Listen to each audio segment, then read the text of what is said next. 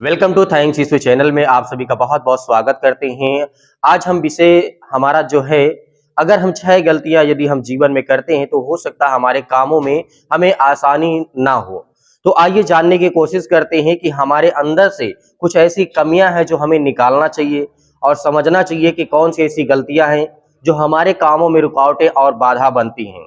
तो हमारा जो पहला वचन होगा, इस वचन के माध्यम से हम ये समझने की कोशिश करेंगे कि हमारे अंदर कौन सी ऐसी कमियां हैं जो हमारे काम नहीं सफल होते हैं। तो लिखा हुआ है नीति वचन अध्याय 21 और वचन नंबर 22 में लिखा है।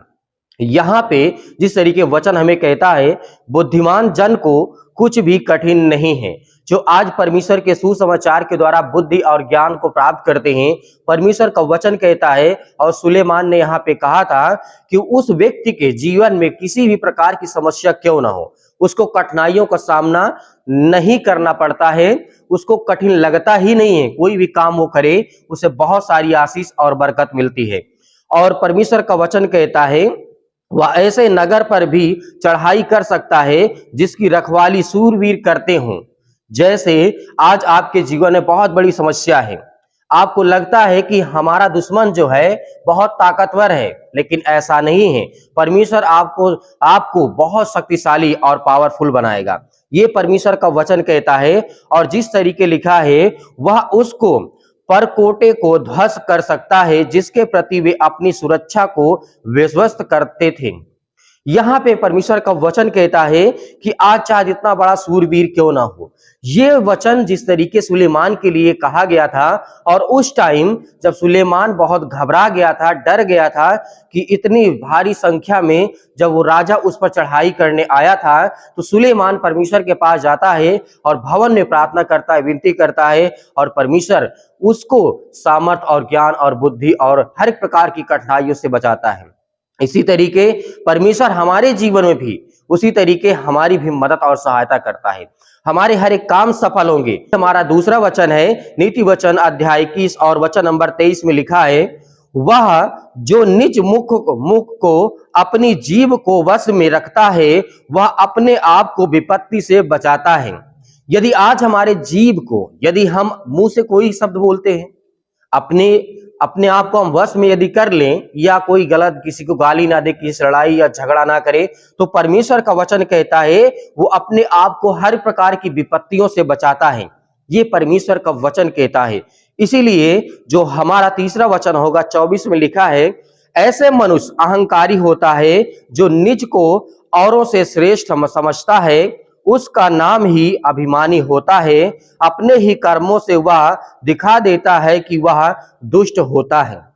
यहाँ पे परमेश्वर का वचन कहता है, जो अपने आप को बहुत ताकतवर, बहुत ज्ञानवान, बहुत बुद्धिमान, बहुत समझदार अपने आप को समझता है, तो परमेश्वर ने कहा यहाँ पे वो अपने आप को दिखा देता है कि वो खुद ही दुष्ट है, उसके जीवन में वो अहंकारी है। और परमेश्वर का वचन कहता है औरों से अपने आप को बहुत श्रेष्ठ समझता है, बहुत ज्ञानवान, बहुत बुद्धिमान, बहुत ताकतवर समझता है। तो जो हमारा यहाँ पे चौथा वचन है, लिखा हुआ है, आलसी पुरुष के लिए उसके ही लालसाएं उसके मरण का कारण बन जाती हैं, क्योंकि उसके हाथ कर्म को नहीं अपनाते हैं। परमेश्वर का वचन क्या कहता है, आलसी पुरुष जो होता है उसकी ही अभिलाषाओं के द्वारा, उसके कर्मों के ही द्वारा वो अपने अच्छे कर्मों को नहीं अपना पाता है। इसीलिए हमारे आज जो काम हम करते हैं उसमें हमें आशीष और बरकत नहीं मिलती है, उसमें हमें सफलता नहीं मिलती है, उसमें हमें ज्ञान और बुद्धि और समझ नहीं मिलती है, क्योंकि परमेश्वर ये वचन हमें कहता है। आज इन कमियों को यदि हम अपने जीवन से दूर करते हैं तो हमारे हर एक काम सफल होंगे। हमारे हर एक मन में जो आज बाधाएं आती हैं, विचार आते हैं, जो गंदी सोच आती है, वो सब कुछ दूर हो जाएगी। और परमेश्वर का वचन कहता है, 26 में लिखा हुआ है, दिन भर वह चाहता ही रहता है कि उसको और मिले, और किंतु धर्मी जन तो बिना हाथ खींचे देखता ही रहता है। परमेश्वर का वचन का कहने का मतलब है, ऐसे लोग जो होते हैं दिन भर वह चाहता है कि हमें सब कुछ मिलता रहे, उसके अंदर पेशेंस नहीं, उसके अंदर भरोसा नहीं, उसके अंदर विश्वास नहीं है। वो चाहता है कि मुझे बहुत कुछ जल्दी मिल जाए, लेकिन परमेश्वर का वचन कहता है ऐसे व्यक्ति आपको नहीं बनना है, ऐसे व्यक्ति बनना है धर्मी, कि आपको भरोसा और विश्वास के द्वारा चलते रहना है। और परमेश्वर आपके जीवन में हर एक चीजों को पूरा करने वाला वो सर्वशक्तिमान परमेश्वर है। इसीलिए परमेश्वर का वचन कहता है 28 में लिखा हुआ है, झूठे गवाह का नाश हो जाएगा और जो उसकी झूठी बातों को सुनेगा वह भी उसी के संग सदा सर्वदा के लिए नष्ट हो जाएगा। आज आप देखते हैं समाज में बहुत सारी ऐसी धारणाएं हैं, किसी को फंसाने के लिए, किसी को मारने के लिए, किसी को जेल में डालने के लिए साजिश रचते हैं, झूठी गवाहियां देते हैं कि इसको फंसा दिया जाए। हो सकता है आप अच्छा काम कर रहे हो, आपसे लोग जलते हों, लेकिन परमेश्वर का वचन उल्टा कहता है कि यदि जो तुम्हें जो फंसाना चाहते हैं, परमेश्वर का वचन कहता है वो सर्वदा के लिए नष्ट हो जाएंगे। और परमेश्वर आपको हर एक रास्ते से निकाल करके बाहर खड़ा करेगा। इस रास्ते में आप अपने आप को महसूस करते हो कि आज मैं बहुत परेशान हूं, हताश हूं, निराश हूं, तो आपको घबराने की टेंशन नहीं लेना है, ना चिंता करने की आवश्यकता है। और परमेश्वर का वचन कहता है, जो कि लिखा हुआ है पहला शमूएल अध्याय 12 और वचन नंबर 16 में लिखा है।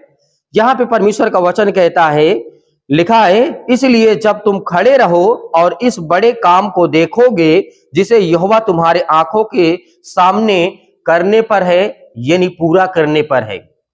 परमेश्वर का वचन यहाँ पे कहता है शमूएल के द्वारा जिस तरीके कहा है कि तुम खड़े रहो, यानी मजबूती के साथ डट के हर एक प्रकार की शैतानी ताकत से, हर प्रकार के इंसानों से जो आपसे जलते हैं, जो आपके कामों को देख करके, आपके घर को देख करके, आपके परिवार को देख करके, आपकी खुशियों को देख करके जलते हैं, तो उनसे आपको दूरियां बनाना है। परमेश्वर उसको खुद ही वो रास्ता देगा कि उसे आपको क्या करना है, क्या नहीं करना है, लेकिन आपको परमेश्वर बचाने वाला है।